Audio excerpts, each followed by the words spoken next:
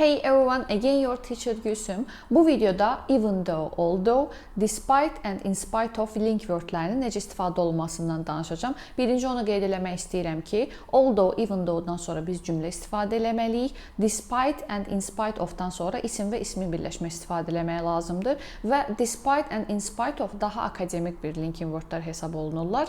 Gəlin hərəsinə aid misal göstərək.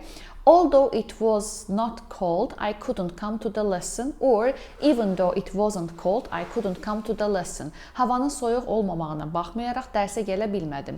Or you can say that despite being so cold, I couldn't come to the lesson. Or in spite of being so cold, I couldn't come to the lesson şəklində istifadə edəcəyik.